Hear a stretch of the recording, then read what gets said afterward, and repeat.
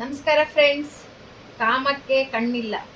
ನಾಲ್ಕು ಗ ನಾಲ್ಕು ಗಂಡು ಮಕ್ಕಳಿದ್ದರೂ ಮೊಮ್ಮಗನನ್ನು ಮದುವೆಯಾದ 50 ವರ್ಷದ ಮಹಿಳೆ. ಈ ಘಟನೆ ನಡೆದಿರೋದು ಉತ್ತರ ಪ್ರದೇಶದಲ್ಲಿ. ಈ ಕೆಲವೊಂದು ವಿಚಿತ್ರ ಘಟನೆಗಳು ಇಂಥ ರಾಜ್ಯಗಳಲ್ಲೇ ನಾವು ಹೆಚ್ಚಾಗಿ ಕಾಣ್ತಾ ಇದ್ದೀವಿ ಸ್ನೇಹಿತರೆ. ನಾವು ಕೆಲ ದಿನಗಳ ಹಿಂದಷ್ಟೇ ಅಲಿಗರ್ನಲ್ಲಿ ಮಹಿಳೆಯೊಬ್ಬರು ತನ್ನ ಭಾವಿ ಅಳಿಯನ ಜೊತೆ ಮಗಳ ಮದುವೆಗೆ 10 ದಿನಗಳ ಮೊದಲು ಓಡಿ ಹೋದಂಥ ಘಟನೆ ಕೂಡ ನಡೆದಿತ್ತು. ಆ ಘಟನೆ ಮಾಸುವ ಮೊದಲೇ ಮಹಿಳೆಯೊಬ್ಬಳು ತನ್ನ ಮಗಳ ಮಾವನ ಜೊತೆ ಓಡಿ ಹೋದಂಥ ಘಟನೆ ಕೂಡ ನಡೆದಿತ್ತು. ಈ ಎರಡು ವಿಚಿತ್ರ ಘಟನೆಗಳು ಮಾಸುವ ಮೊದಲೇ ಈಗ ಅಲ್ಲಿ ಮತ್ತೊಂದು ವಿಚಿತ್ರ ಘಟನೆ ನಡೆದಿದೆ. 50 ವರ್ಷದ ಮಹಿಳೆಯೊಬ್ಬರು ತಮ್ಮ 30 ವರ್ಷದ ಮೊಮ್ಮಗನ ಮದುವೆಯಾಗಿದ್ದಾರೆ. ಬರೀ ಇಷ್ಟೇ ಅಲ್ಲ, ತನ್ನ ಗಂಡ ಹಾಗೂ 4 ಮಕ್ಕಳ ಕೊಲೆಗೂ ಈಕೆ ಮೊಮ್ಮಗನ ಜೊತೆ ಸೇರಿ ಸಂಚು ರೂಪಿಸಿದ್ದಾಳೆ. ಉತ್ತರ ಪ್ರದೇಶದಲ್ಲಿ ಈ ವಿಚಿತ್ರ ಘಟನೆ ಬೆಳಕಿಗೆ ಬಂದಿದೆ. 30 ವರ್ಷದ ಮೊಮ್ಮಗನನ್ನು ದೇಗುಲದಲ್ಲಿ 50 ವರ್ಷದ ಮಹಿಳೆ ಮದುವೆಯಾಗಿದ್ದಾಳೆ. ಈ 50 ವರ್ಷದ ಮಹಿಳೆಗೆ 2 ಹೆಣ್ಣು ಮಕ್ಕಳು, 2 ಗಂಡು ಮಕ್ಕಳಿದ್ದಾರೆ. ಆದರೆ ಆಕೆ ಮೊಮ್ಮಗನನ್ನು ಮದುವೆಯಾಗುವುದಕ್ಕಾಗಿ ತನ್ನ ತುಂಬು ಸಂಸಾರವನ್ನು ಬಿಟ್ಟು ಬಂದು ದೇಗುಲದಲ್ಲಿ ಮದುವೆಯಾಗಿದ್ದಾಳೆ. ಅಂದಾಗೆ ಹೀಗೆ ಮೊಮ್ಮಗನನ್ನೇ ಮದುವೆಯಾದ ಮಹಿಳೆಯನ್ನು ಇಂದ್ರಾವತಿ ಎಂದು ಗುರುತಿಸಲಾಗಿದೆ.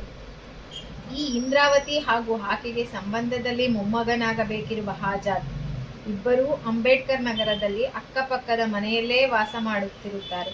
ಕೆಲ ದಿನಗಳಿಂದ ಇವರ ಮಧ್ಯೆ ಪ್ರೇಮ ಸಂಬಂಧ ಬೆಳೆದಿದೆ. ಇವರು ಆಗಾಗ ಭೇಟಿಯಾಗುತ್ತಿದ್ದರೂ ಕೂಡ ಕೌಟುಂಬಿಕ ಸಂಬಂಧಗಳ ಕಾರಣದಿಂದ ಇವರ ಬಗ್ಗೆ ಯಾರಿಗೂ ಸಣ್ಣ ಸಂಶಯವೂ ಇರಲಿಲ್ಲ.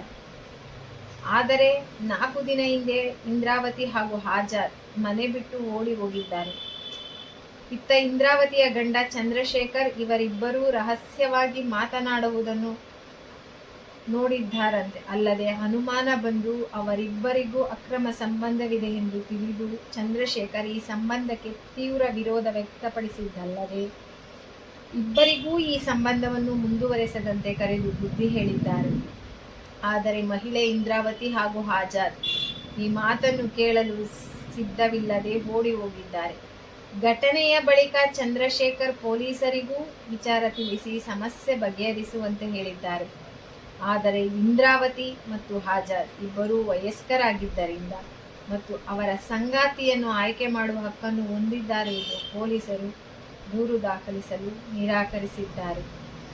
ಇತ್ತ ಇಂದ್ರಾವತಿ ಚಂದ್ರಶೇಖರ್ಗೆ 2ನೇ ಹೆಂಡತಿಯಾಗಿದ್ದರು. ಕೆಲಸದ ನಿಮಿತ್ತ ದಿನವಿಡೀ ಮನೆಯಿಂದ ಆಚೆ ಇರುತ್ತಿದ್ದ ಚಂದ್ರಶೇಖರ್ ಈ ವೇಳೆಯನ್ನೇ ನೋಡಿಕೊಂಡು ಇಬ್ಬರ ಸಲುಗೆ ಬೆಳೆಸಿದ್ದಾರೆ. ಇದಲ್ಲದೆ ಇವರಿಬ್ಬರಿಗೂ ತಮ್ಮ ಕುಟುಂಬ ಅಡ್ಡಿ ಬರುತ್ತೆ ಅಂತ ತಿಳ್ಕೊಂಡು ಇಬ್ಬರೂ ಕೂಡ ಪ್ಲಾನ್ ಮಾಡಿ